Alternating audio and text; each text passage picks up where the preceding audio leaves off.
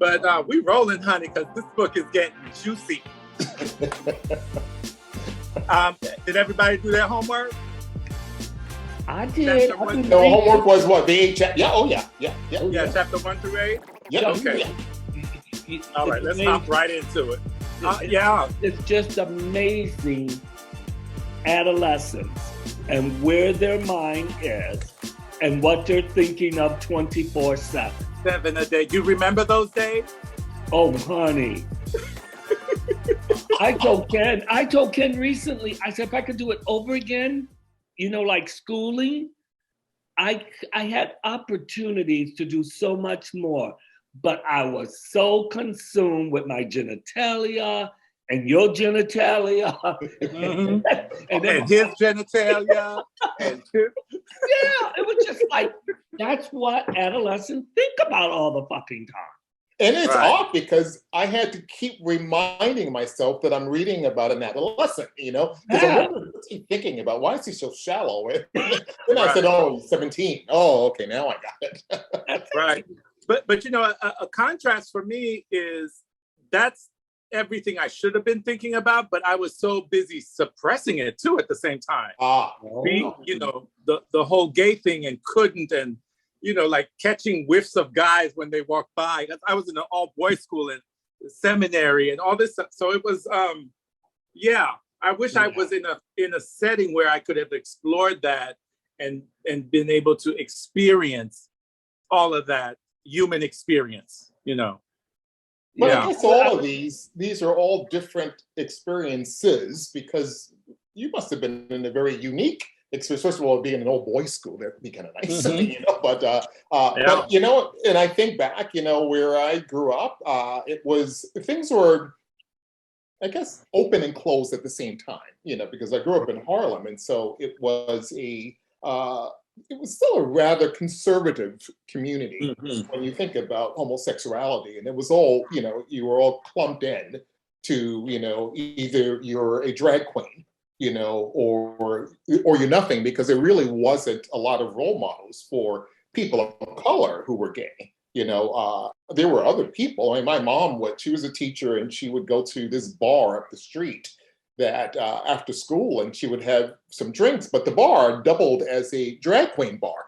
So after a certain hour, transvestites would come in, and so she got to speak to a lot of people there, but I don't think she knew anything about homosexuality the way we do today. No one did, I guess. No, not like today. No. Wow, amazing. All right, so couple of announcements. Our meetings for February are going to be the second Wednesday, February 12th, and then the fourth Saturday. It's not, today is the January messed us up with the 5th Saturday. January had 5 Saturdays, so that threw us off, so that's why we shifted. But it's always the 4th Saturday of every month. And it's 2 different Zoom numbers, 2 different passwords. Do you guys have them handy, or are you just hitting the link? I have it from Tim's link that he sent us the first time around. Are those going to be consistent then? The one for Wednesday and the one for Saturday? Right, with the 2 different passwords. Okay, good.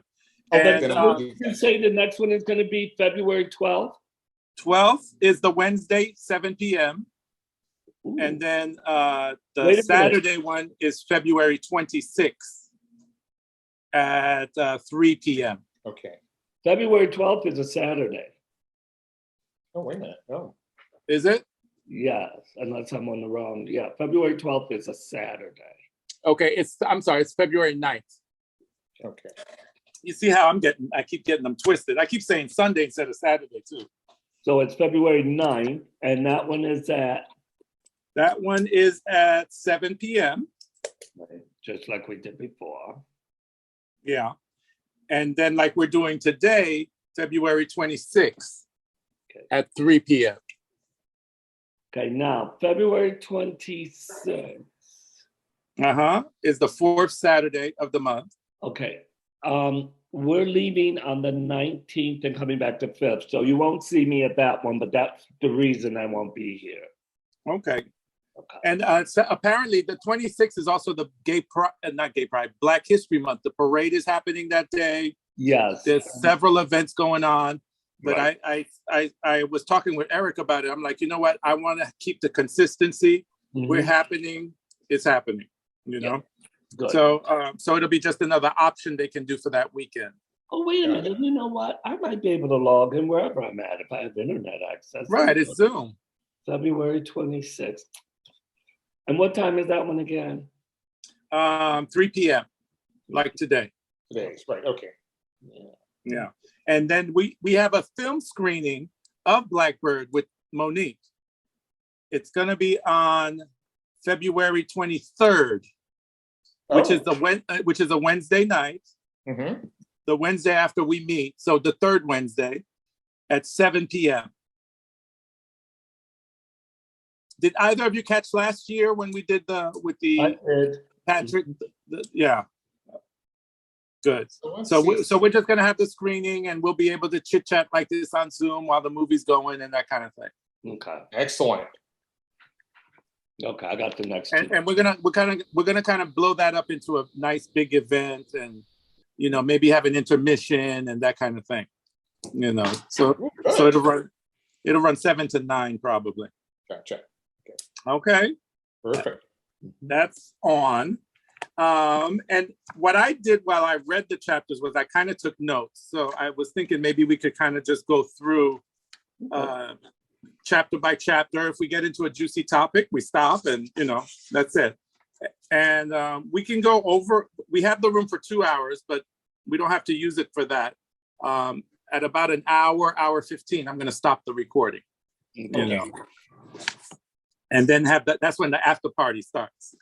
The way the book is running, it seems like it might all take place like in a week or something. Because I think it does. I think it is a short period of time. Which is always nice. Like when a movie happens in one day or in real time, that's always awesome, to do. So chapter 1 is day 1. And of course it starts with him having a wet dream. Right. And then right from the beginning. Yeah. And then so that, and I'm getting the names. Let's see. Yeah, I appreciated the names. That was actually a bit of a throwback also for me. Ephraim Zimbalist Johnson. Yeah, with the names. Zimbalist Johnson. And it came up right away about the race issue that we talked about in the book, which is very fascinating to me. It's like, remember we said how, he got a lot of backlash when this came out because it wasn't Black enough. It wasn't like an Elin Harris book where all the characters are Black and the whole world is Black, and so to me, it's still a valid story, and it speaks to the parts of me that are attracted to white men. It speaks to the parts of me and how I grew up, mixed, in a mixed neighborhood and all that kind of stuff. And I'm like, every story has validity, to it, so. And that's what I'm noticing. It really made me think, especially in this first chapter, this setup. I had a conversation with a friend of mine that we went to university together, but he grew up in Staten Island, which is almost all white, and he's Black. Right. And I grew up in a Black neighborhood. And so we were talking about how, our behaviors somehow got married within the environments that we were from. So I'm looking at, life very different, in Manhattan and Harlem. And he's looking at this place where I think he probably felt that he had to, I guess you would say, fit in to that environment. And so it affected everything that he did, his actions, but it also affected how he looked at Black people. And this is what I'm, trying to pick up from Johnny Ray. He's seems to be very visual. And in chapter 1, I think because I want to know a little bit more about Ephraim, because I don't know this character. I just know that he's snarky and, and he seems to be a bit cloistered. He's he's, closeted, all of those things we know about him, but nothing else, but a lot of the other characters, he went into, this explanation of their looks, none more than the last one in chapter 8. So we'll get back to that one. But I did want to get a little bit more information as to exactly how these characters looked and how they carried themselves, because that I couldn't quite get. And I was picking up, my past, the people from my past, and and putting those faces onto some of these characters. And stumbled a couple of times, but yeah, and then chapter 1, I did find that to be, just wanted more. I wanted to get a little bit more of these people. Right. It's almost as if, first of all, I heard the name Johnny Ray, and I was thinking, that sounds Southern country. Mm-hmm. It's not, I mean, he's right outside of LA, because he says he's near LA. And it just didn't strike, it was a name. And I thought, okay, that kind of sounds white or country or Southern. But it's almost like, well, Johnny Ray and Ephraim, they put people in the categories real fast. Yes. They will dismiss you. They will dress you down. They talk about what you wear, how you speak. And Johnny Ray, if at all, if Larry is really Johnny Ray in character, he shows his wealth and his breadth of knowledge, because he references. Sometimes I'm like, I don't know who that is or what that is. You have to look him up. Johnny Ray is very, very, and he doesn't hesitate to let you know how smart he is, how talented he is, and how some of the other white boys, they can get by because they're pretty. They look good, but they're not talented. But they're going to go far anyway because they look good. Yeah, that'll get them far. Yeah. And then he talks, and then there's for me, a lot of reminiscing in the book. Like, this is slightly before my generation. Like, I graduated high school in 86. The book was published in 89, but it's about kids in the 70s. Right. So it's just a little bit like a decade before me. But he mentions the American Male Catalog. Do you remember that? That was my porno. That was like legal porn. My mother would see that and she could, it's just underwear catalog and she couldn't touch it. But that's what I was jerking off to. Yeah, you know what? It's interesting that you bring that up, because it was fictional to me, because I used to get them in the mail. And then when I moved to Los Angeles, there was a store. They had an actual physical store in West Hollywood, which was quite unique. And I think it was international mail. International mail. International mail. But it was international mail too. Yeah. And then they had the fishnet crotches where you could kind of make out the shadow. Yes. Jesus. Okay. The power of Christ compels you. But you also brought up a good point, Patrick, about this time frame, because I had to go back into the preface of the book to again figure out, okay, we're talking about 1974 here, and so they were adolescents, of course, but then there was this level of shallowness that I guess took place within that period of time, because it mentions, and I did take a note of this, these were the younger brothers and sisters of the hippies, and what did he call them? But pretty much people from the 60s and in early 70s, earlier 70s, I guess, that had been fighting for something or the other. But this particular generation that he was in was on relax mode. So they weren't really thinking about saving the world or anything, they were thinking about jacking off or whatever. Right. They're in puberty. They're in adolescenthood. Because even on page, with this book that I have on page 28 is chapter 1. But it says, maybe the third paragraph down, he said, erection seems to be my middle name lately. I'll pop a class A boner while reading anything remotely sexual in a book. And that's what I remember about this age period. You know, I remember sitting in class and out of nowhere, it's like I can't stand up now. And I went to an all boys Catholic school. I mean, I was closeted, but I was in heaven. All them boys, they were all of them. All that eye Johnny candy. Ray, and there were only 6 of us black boys, and they were all white, but they were so pretty. That golden hair, that smile, that's I love PE class. Right. We So had here's power.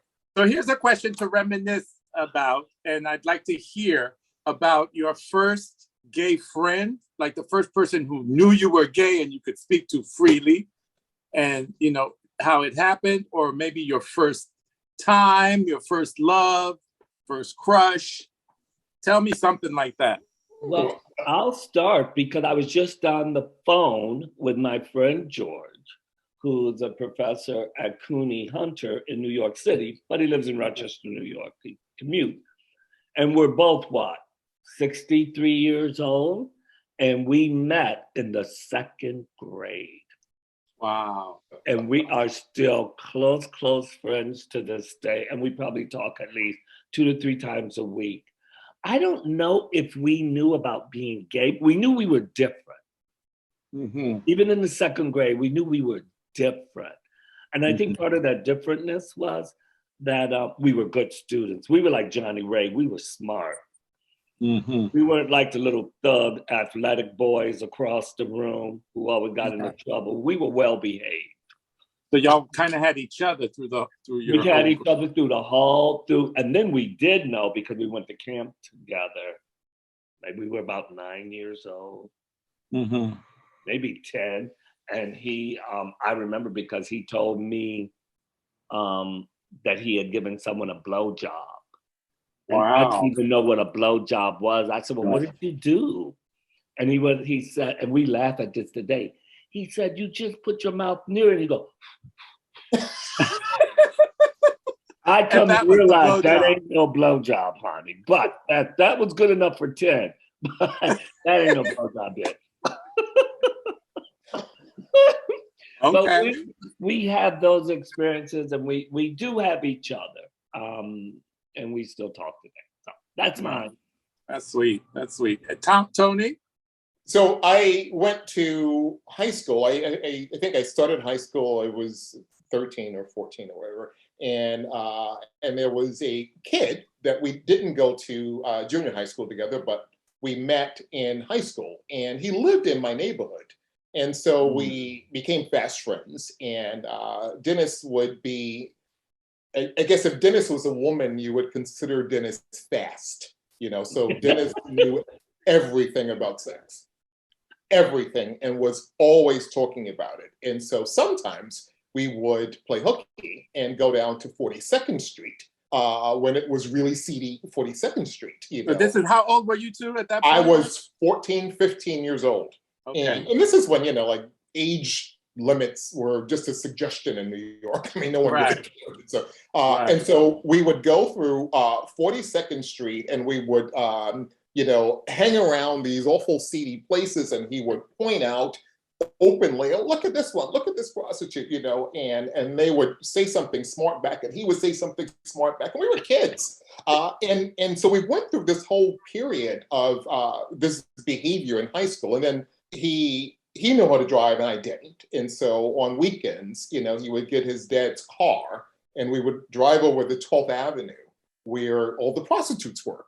And it was really interesting because these were like prostitutes that had mink coats on and nothing on underneath. You know, their johns were there. It was all very, very seedy New York. And he would yell out the window, and I would be so embarrassed. I was actually a very shy kid, but I think I lived my life through him for that period of time. So all through this period, we knew we both knew we were gay, and we talked about it all the time.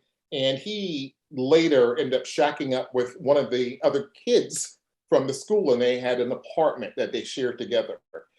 He is now a deacon of the church, and so and he was involved in the church straight through. He was always involved in the church, and we went to, I think we were about 17 years old, and we went to a gay club. and he introduced me to all of these people who went to his church, and they were all there. And that's when I said, I don't understand how this works. You can't do this, can you? You know, and he said, oh yeah, we'll be at church tomorrow. And that was Dennis. You know, we never had a sexual encounter at all. He wasn't my type. But it was an interesting thing because he had plenty and he would always talk about them all day long. So that's what I remember. So he was a bit of a friend and mentor. He was, actually, when you think about it. But you know, it was interesting because he was so vivid about his behavior, and you know, everything that he did, he talked about. And so it actually sort of kept me from having to experience all these things. That got it in my mind. He told me all about it. You know, so I didn't, and I was very shy. I would have never gone out there on my own. Never, you know. But with Dennis, I felt empowered. So it was interesting. Yeah. And those early friendships, you know, they're so innocent, you know. Yeah. My story was in college, freshman year at Georgia Tech. I went to a summer program before the freshman year started for minority students to kind of give us a jump on the new year, freshman year at Georgia Tech. So there was a Puerto Rican there named Francis. He was from San Juan. And Francis told me stories about, like you, Tony, he had all this experience and he was obviously flamboyantly gay. We were in the dormitories. He wasn't my roommate. I had a football player, a black football player as a roommate. And so Francis and me was always hanging out, studying together and queening out together, but I wasn't really out. And there was a TA that was like Brazilian, gorgeous kid. Like, you know, he might've been mid-20s and here we are 17, 18 years old in not even college yet. And he said something about Carlos was his name. Carlitos, we used to call him. And then he said something and I commented on how nice his ass was. Like it slipped out and I gave him a compliment. And Francis was like, because we hadn't had the gay conversation yet. I didn't know he was gay officially. He didn't know I was gay officially. And he's like, you're gay. And I was like, oh, shit. And for about 2 days, he tortured me because I was gay and he wasn't, you know? And then he finally came out to me and we were just inseparable. And subsequently, 2 years later, when I was 20, my mother went to Haiti with the whole family, but I was co-oping at Georgia Power in downtown Atlanta and working. And so everybody was gone. I was home alone. And Francis was like, Patrick, why don't you come to San Juan, do a long weekend? So I bought a Delta ticket to San Juan nonstop. I was on the beach and I had all these G-strings that were embroidered with pearls. And I bought from the International Mail Catalog. The Atlantic Beach Hotel. I don't know if y'all know about the. I heard about it, yes. Okay. And I was 20 when I had sex for the first time. Off camera at the after party, I'll give y'all more details. But we ain't finna put all this on tape. No, 20 years. Oh, wow. Yeah. Oh, you yeah. I was a good you You were a good boy. I was. All right. Let's see how we're doing on time. It's already 2:30, but it's cool. It's cool. Oh, 3:30. And I had some other questions too. Oh, he talked about unrequited love, about, you know, the crushes he had on the boys. I wanted to know if y'all ever experienced that, you know, like, you know, having the crush and not having it be returned. Because he has his girlfriend, Sherry, all over him. You know, I'm so sick of her. Yeah. On my nerves. Okay. Did you ever have a situation like that? I had my prom date was like that. I did. Same here. Same here. She wanted to have sex, and I was like, "You're going straight home after the prom." I went to the movie with. I thought she was a good church girl because we were in Sunday school together, and I was about 15 years old. So she said, "Let's go to the movies." Now, I really thought she meant she wanted to go to the movies, and we were church. We just heard the word of God, and then she put my hand on her. That's how you know you're gay. She put my hands on her titties, and there just was nothing. You know, most boys probably would have oohed or Right. ahhed. It was just like touching her arm. I just looked at her and politely removed my hand. And I got, and you know, and that was the movie. But I just thought, yeah. But I can remember in high school, like I said, in all boys high school, I was always looking at these boys. They were gorgeous. Yeah, the hair on their arms or the way they And in walked. PE, we had to shower. So, you know, I just wish I had been more bold. I probably would have lost a few teeth, but. Well, maybe not. Or maybe giving blowjobs, you lose those teeth. But I didn't. I was afraid, but yeah. I felt like that's why I really could identify with that part of Johnny Ray. Of the book, yeah. Just looking, the visual, the story running in the head. Mm-hmm. But he really, I mean, he goes into it with his friends. I mean, yeah, he does. And there's something coming up. I forget the chapter numbers, 15 and 16 or something, where he and Marshall are going to have sex for the first time, which is going to be, it's going to be steamy. I knew they were going to because of the way when he first met Marshall, how he was acting. And the way he described him. So he had never described another person like that. So I could actually see Marshall. Everyone else was just a cute kid, you know, but Marshall, I could actually see. You know, he described, his hip structure, everything. His ass was a little wider or something. And I said, oh wow, so he's really. I mean, he's looking at him. Yeah, but it's interesting because this Sherry, my Sherry was Michelle, and she was a very nice girl. Her mother was a nightmare, an absolute nightmare, and I remember wanting you guys to get together or hounding you to running you off. Oh, she was just a nasty person.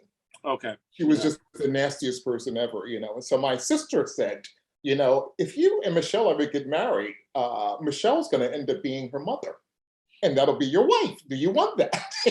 And so that was sort of enough for me and we had never had sex. We've kissed, and Mom was always there watching anyway. So it just wasn't going to work. But at the same time, I had a crush on a older gentleman that I met, at the hardware store, and this guy was, I thought he was completely ancient. I think he was 23 at the time. So, and I thought he was ancient. And he had a job at UPS. And so that, I think, was his name was Bill. And that was my Marshall, because this was this older person who took some interest in me, kind of like Marshall did with him. Mm-hmm. And, when I was a kid at that age, I didn't expect that from another man. It was, your aunt or something like that, but not a strange man who is attractive. And then all of a sudden I'm looking at him, and I didn't know this, that he was really interested in me as well. And so I don't want to use the word dated, but, it was actually we had sex, I guess you would call it, but every now and then he would pick me up from school. And my friends would say, oh, who's that? And so Dennis always says, you have a boyfriend. No, he said, lover. You have a lover. And I said, I do not. Because I didn't know what that word even meant. Man. Right. But a UPS man, that's hot. Oh, yes. He was a nice guy, too. Really nice guy. Wow. Sweet. All right, so we're moving into chapter 2. Yeah. This is the first period where he is in French, and then the weightlifting and the crush on the coach. The library. Okay. Coach, he explained that in detail. I'm like, oh, Johnny Ray. I know. The barbell gonna fall on his head. And then what is it? Carol Ann versus Crystal. Oh gosh. And the split personality. I have to laugh because I thought I get it with her with the split personality, but then I thought, how many personas I had put forth depending on the time and play, because she makes it clear you will know who I am if you just watch what I'm wearing. Right. Mhm. Exactly. Yes. Yes. There's been times, honey, in my life. Now I'm an old man now, but there's been times you just had to watch if I had on my school uniform with my tie and my blazer, or my jeans a size too small, and some boots, honey. Look, who are you dealing with? Are you dealing with Thomas or are you dealing with Tommy?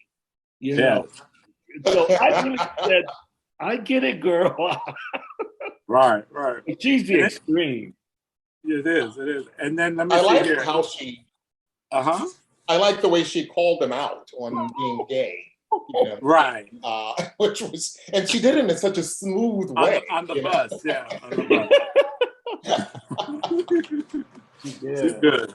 I did And then- like also their explanation of her condition. And I thought, because at first I said, oh my gosh, this is going to be so crazy. But, the way she explained it was near accurate, Yeah, it was like, oh, okay. Yeah. And I said, okay, so now it makes me wonder if the author had someone like this in his life, or how he got this character developed. So, the child abuse, the beatings, the mother being absent, all that was there.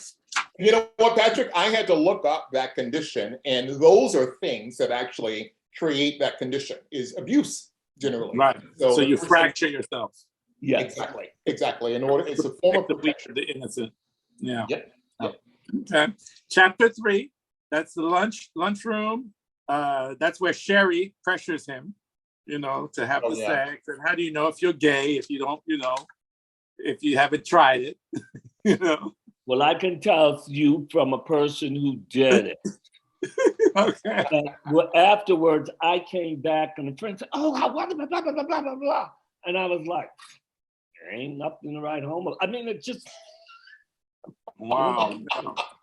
And they were just like drooling, trying to get all the details. And I was like, they're really Nothing there. Well, I'm what they call a golden virgin. Oh, I've no. never had sex with a woman. Oh, well, it's never too late. Now, I had sex with some men that were women. So that's called a golden virgin? I love it. Okay. That's a gold star. They call it a golden virgin. Yeah, you're a gold star, honey. Oh, all right. Yeah, he ends with the poem with Skipper. And then the audition is coming up.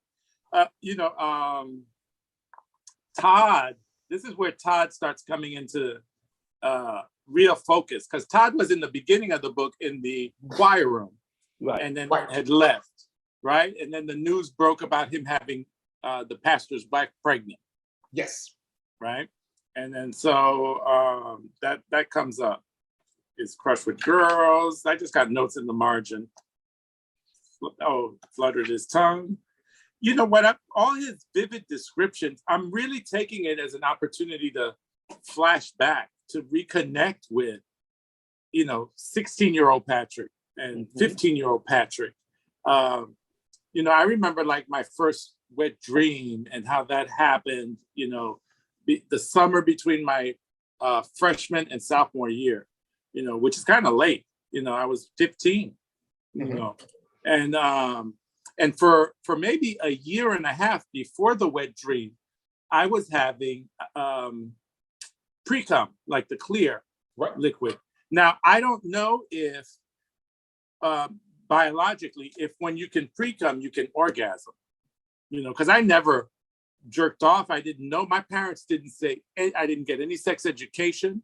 When I had that wet dream, I thought I was sick or something was wrong with me, and was going through all that terror and couldn't go to my parents about it, and it's an awful thing. It is, but you're right about this, you don't get this instruction, but yeah, so I had to go back in time also and figure out who I was. And I remember the first person telling me about cum, and it was a dude in the second grade. We were second or third grade, and I don't know, and he just was, always talking about sex as a kid, and I would sit there and nod my head like I knew what he was talking about, but know what he was talking Right. about. And it You know, makes you so wonder what's going on in that kid's life for him to know all of this. he Is it a must have- bigger brother? Is it That's what I'm molest- thinking. Is it abuse, sex abuse, or what's going on? Well, yeah, because I'm thinking, okay, that's not happening to me at this age. I mean, Right. unless you're really, escalating really quickly, through the Right. ranks or so, because it wasn't really something that would happen at that age. So I thought that perhaps it was a brother, that give him this information, Someone or told him. sister that Right. babysit. I mean, my sister was, she and my cousin, they were always talking about sex, but they would shush when I would come by or start to try to talk in code. Right. I was very, can decode You this were very picking quickly. it up. And she was only Right. 3 years older than me, and so it wasn't as if you could hold that much back, but I had to go back and think about young Tony, and so I can get back into the mind of Johnny, because I was disconnected on chapter 1 and part of chapter 2, but going back in time, then I said, okay, now I'm back into this young person who's 17 years old, I think at this time he's 17, and trying to find out how mature or immature I was at that age. Right. Yeah. And for me, it's almost like, as the adult now, I can be a healthy parent, and I can speak to that inner child and be like, I don't know, it's kind of a weird thing I'm doing with this process. Like, I'm going back energetically and making young Patrick feel confident. It's okay to touch your body. It's okay to, if you're going to masturbate, or, to develop healthy sexuality. Right. In the present, it's almost like I have to go back in the past and be with that younger version of me, and be the parent I didn't have, and the conversation, and have the conversations I didn't have, to make it okay. Because I remember when the first time, not the first time, but when I was having sex regularly in my 20s, the guys would come like all over my chest, and then they'd want to hug on me. And I was like, oh my God, don't, I want to get off and away from me as fast as possible. Right,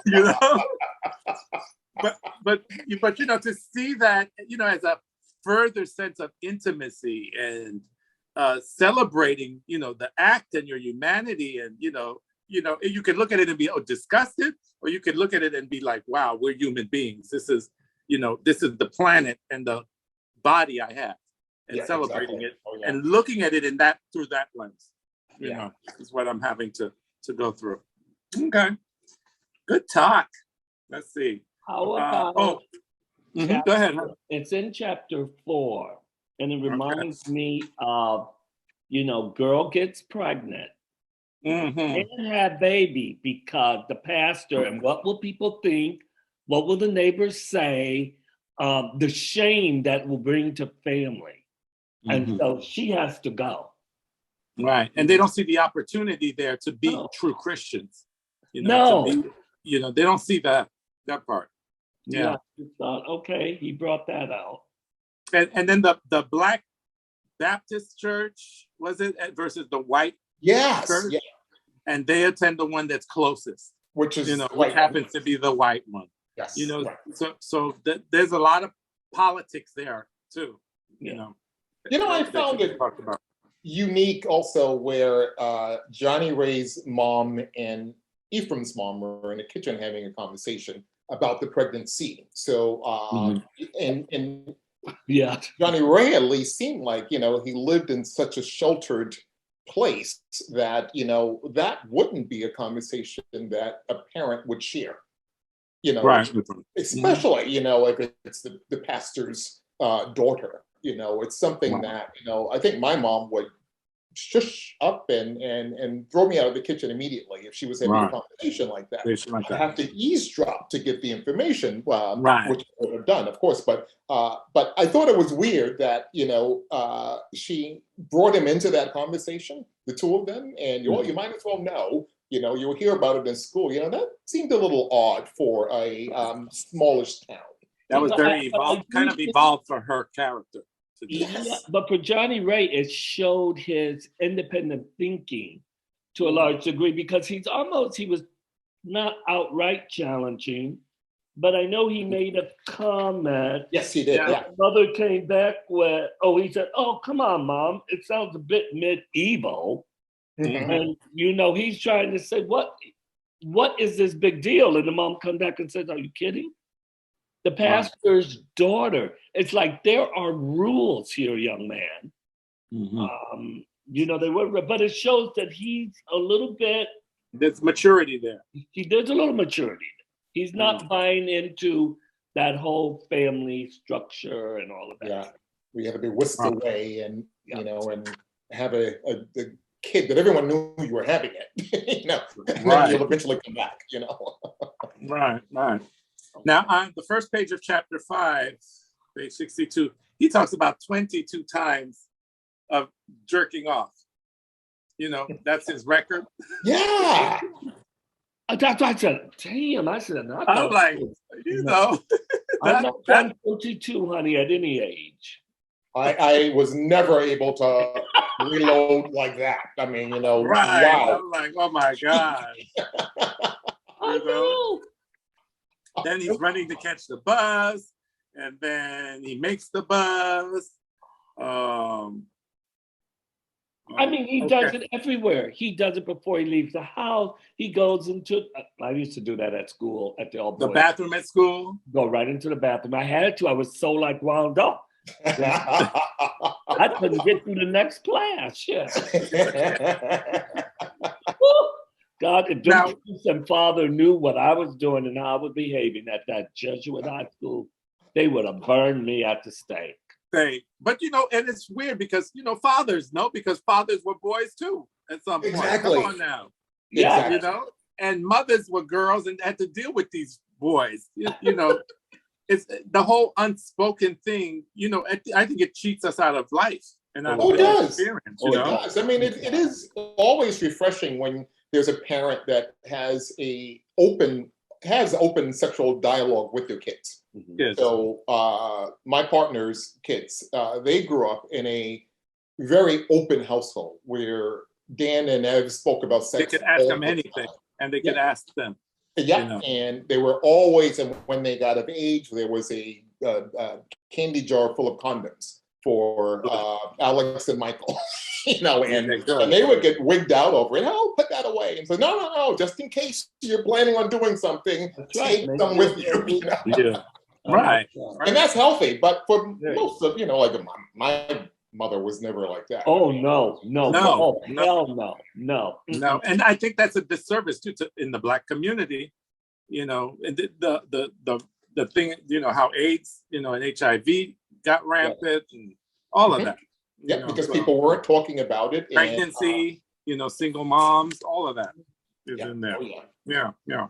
And now I wanted to talk too about the audition. Oh, yes. And maybe Larry's motivation, or I guess we should talk in the context of Johnny Ray, not getting it, the disappointment, processing that and learning how to leverage disappointments as just experiences and moving on to make the best, of whatever the situation is. Because had he gotten the part, he would have never met Marshall. A lot of things wouldn't have happened, So can we talk a little bit about how we learn to manage failure, disappointment, and getting, and knowing it's just a season or it's going to pass, and, not taking it personal, that kind of thing. Well, Y'all speak on that for a little bit for me. Yeah, it was almost as though he was leading up to it in his thinking and his speaking about, I know I'm not going to get it. I'm not going to get it. I'm not going to get it. And he gave a reason as to why. Because of the time, because of where he was and the play they were doing, a Black and a white person, a Black man and a white girl could not kiss on stage. So it was almost like he was hoping that the drama teacher could rise above that. He was hoping that the drama teacher would be able to, be an advocate for a different way of thinking. But although he said he wasn't going to get the part, he was crushed when he didn't get it. Right. It was absolute. Well, he had a temper tantrum. Right. But then also too, I mean, could it be that he's so talented that the teacher wanted his help in being director?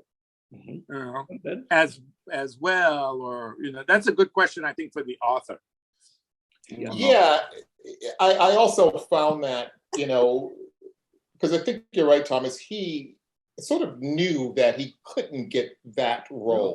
He couldn't get in that play, in that place. And so that was all understood. He understood it, but I wishful that the drama coach could have actually had a conversation with him prior to the audition to say, hey, you're going through this, let me explain to you where we live, and that come to Jesus conversation, this is where we live, and so this is not going to happen. So I just need you to know that. And so you could audition if you like, but I prefer for you to just direct the play with me. And I think that would be better. He could have went home and moped, overnight and then thought about it, then come back and maybe he would have taken the role as the director. But yeah, that feeling of, I remember not getting, I got a job and I got terminated because they didn't need me anymore. I didn't know that it was a temporary job because they didn't tell me. They didn't want me to know that it was a temporary job, but it was too much. It was too good to be true. It was a part-time job. I was in university and I had an office and it was in walking distance. And so it was all too good to be true, but it was a temporary seasonal thing, but no one told me. And I just remember being like him. I was so angry. I didn't blow up at my boss. Her name was Sharon at that time, because I think that, even through disappointment, I was a good boy. And so I would never have spoken to my boss in that way, ever. I would have never spoken to a teacher in that way either. And so I had this whole thing about, I had to be in the right place. I had to be, but I would take it home and I would beat myself up over it. But I could have had help there. They could have told me, hey, this is a temporary job. It's going to end in 6 months. And with him, the drama coach could have said, hey, Johnny Ray, you can't do this part because the leads are going to be white females. And so better to know that now. And let's move forward on that. What do you say? I would wish that would happen, but then we wouldn't have a book. I have a book, and I don't know if people would have been able to have, even today, and definitely today, you can't have that level of an honest conversation. And especially in certain places around our country. Without incriminating yourself. That's right. And without it being a major lawsuit or major external people coming in. And it is sad in one way because everyone knows. Right. You know your environment, you know where you live, you know the culture of your school, you know the do's and don'ts, and everyone knows. And Johnny Ray knew, but he still, that'd be a good question too. Knowing all that, why would he put himself through it? Because he seemed a very smart kid. Why would he allow himself to be put in a position and then to be humiliated? Because he did an outstanding audition. Yes. I mean, he nailed it. He killed it. Even all of the participants are saying he did it. So they all know why he's not getting that role. Right. I don't know. Maybe we wanted to bring that point clear. Yeah. Chapter 6 didn't get. He didn't get the part. Now the deck of cards with Crystal. Yes. We gotta try that one night. To guess the cards, see how far we get. And then Todd being so sad. I can't help but, like when I read something, I don't know the ending or anything, but there's something to Todd's storyline. Yes. Yeah. From the very beginning with the sex, from there's something there. Yeah, because I had to go back to chapter 1 to be reintroduced to Todd because I was wondering, do I know this character? Todd is white. Okay, I've heard that name, but Todd is white and gorgeous. Yes. Yeah. And Crystal, or what's her name that he got pregnant? Not Crystal, Leslie. Well, the pastor's daughters would be white too because They were in a white church. They went to the white church. Okay. Yeah. So there's not an interracial component No. there. Okay. I don't think. No, honey, there would have been guns. Okay. Lynchings, honey. Lynchings. They would have ran Todd ass out of Out of town, right? And it's funny because I now classify Todd in my notes as Commando, Todd Commando, because remember he didn't have right. His crotch. He wasn't wearing underwear. I know exactly what page that was on. I got a note for it. But we don't have time to backtrack. But you're right, honey. It was when he was talking with the coach too. About the coach. Oh, okay.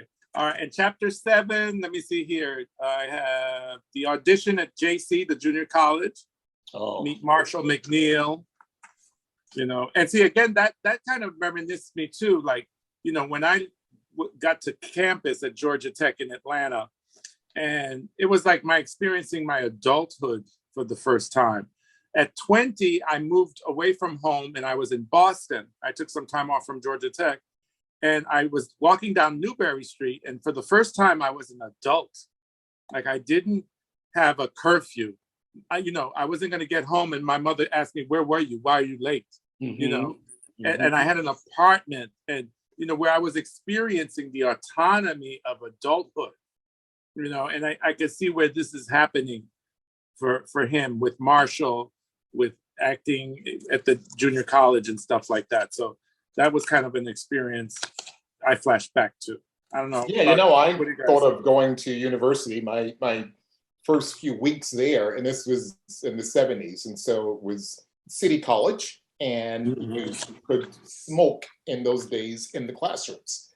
And so the teacher, always had a Camel hanging out of his mouth, and he's teaching with. Yeah, and so it was, and I'm asthmatic, okay, but I'm thinking you have to have a cigarette in this class in order to fit in. So I have to go out and buy a pack of cigarettes, of course, so I can come to class, and it was a literature class, and the students are all sitting there smoking, and I was like, oh, so this is. I've arrived. I'm now an adult.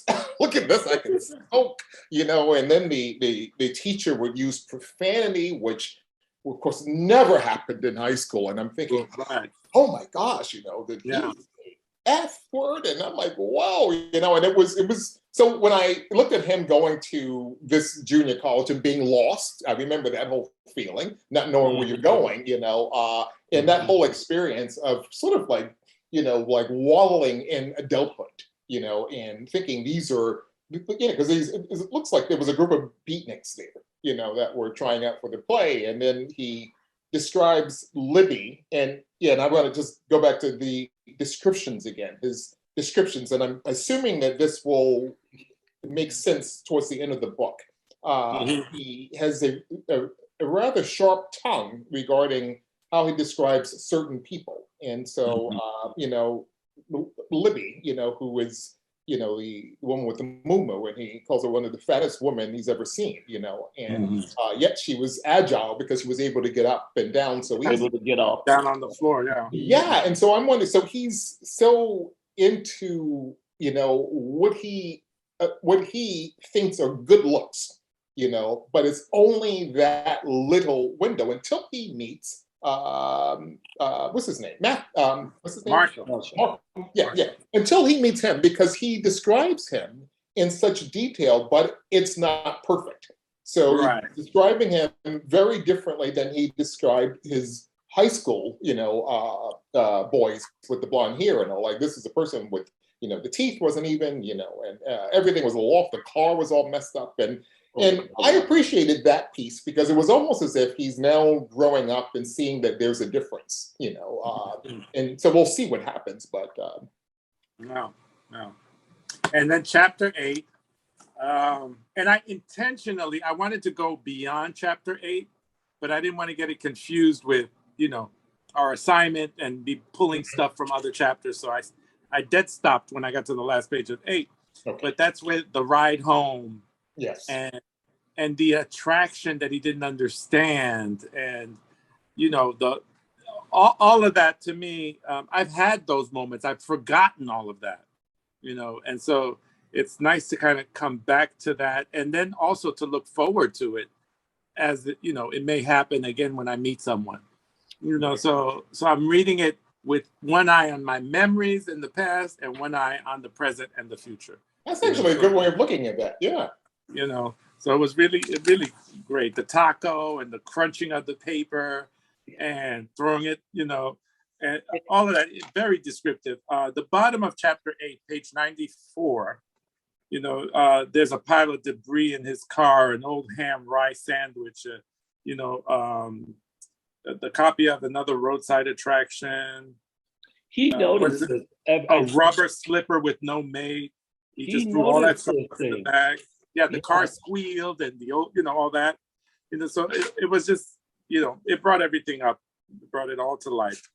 You know, and then here it looks like he's going to be developing a double life, like, you know, the kids at the taco place, like they're the kids he kind of sees but doesn't talk to, and he didn't want to be seen, so he was glad it was in the bag. His mother, you know, what would his mother do if he knew he was out with a college guy? You know, and not even a freshman. He's been out traveling to Europe and stuff, right? So he's got to be, you know, 23 or so, 24, right? 24. Not like he's not a 18-year-old, 19-year-old college. No. You know. But you know what else he brings out in this chapter, Patrick, in the beginning too? You get a glimpse into Johnny Ray, also a glimpse into the author. He, a two-part. He sets himself up at the top of page 97. He said there's not many parts for Black actors, especially ones like me. Like, yeah, you just can't typecast me. He's letting them know, you can't just look at me and see what you think a Black man is. Because that's not me. But then he really kind of put Marshall in his place. I'm like, okay, bitch, I used to do that too. I remember when it was time to apply to colleges, and you know, from the school I went to, we all went on to 4-year colleges. And I remember someone saying they wanted to go to a junior college, and we would go, right. like, we can't even talk to you, honey. Like, why would you do that? There was also that. You know, we were into an adolescent. You had to go to a 4-year. A 4-year with name, honey. I'm from the East Coast. Right. Okay. Upstate New York. So we're talking about those small little liberal art colleges, which I went to for 1 year and transferred my ass back home. It was so hard. I said, okay. So, but you know, he speaks up and he's starting to share honestly with someone what he's thinking, and what, although he may be flawed, well, I may say him flawed in some of his thinking and shallow, but you know, Marshall is 24, so he can talk to him. You know what? And more maturity. Yeah, he was holding his own also. The conversation about film versus movies, you know, which was really interesting. I know, I said, okay, 2 thumbs up, baby. Yes. And then he kept saying, and I'm going to UCLA, as if to say, do you know where that is, Marshall? UCLA. And do you know, Larry went to UCLA. Okay. Yeah, and were you aware that Larry was an English major? So all of his references, and like Johnny Ray being a scholar and very good in English class, so he doesn't get to attend class sometimes. Tutoring, right. So there's there's more autobiographical in here than you would think. And his music references, because he wanted to be in music. But he couldn't do both. But yeah, when I saw UCLA, I thought, oh, you went to UCLA, baby. So you had that attitude growing up. So he was well-read. Larry was well-read, high schooler, and Johnny Way. Right. And that's a good question too. Like, how much of the author is in the character? Yes. And I have a feeling there's a lot of them in there. Well, you think also about people in, you know, in my past I can think of, and, you know, and how I think of them, you know, almost all the time, you know, in one way or another, you know, and I would say, oh, that's just like Angie would say this or so. So if I were writing a book about growing up, those people will definitely be in there.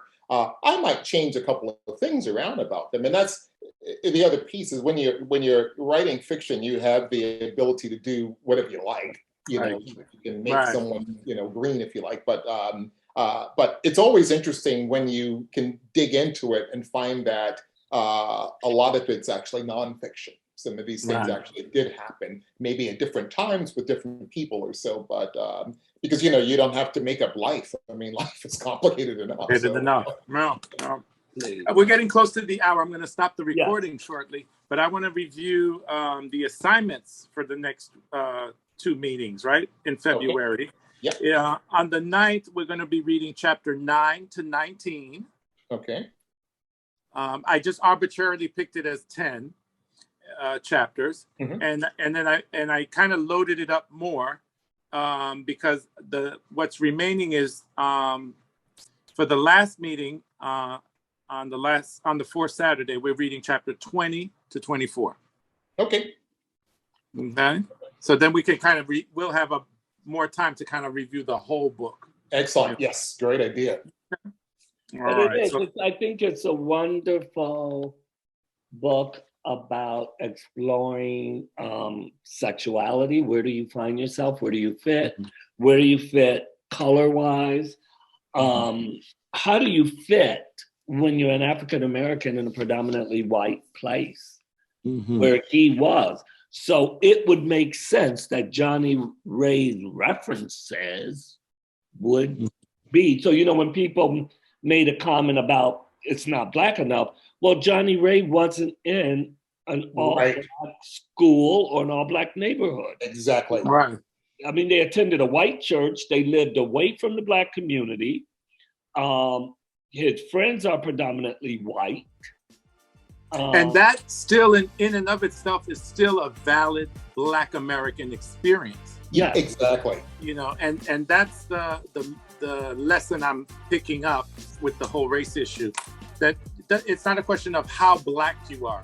It's a question of, are you Black at all? Let's celebrate it. It's not a measure of. You're muted, Eric.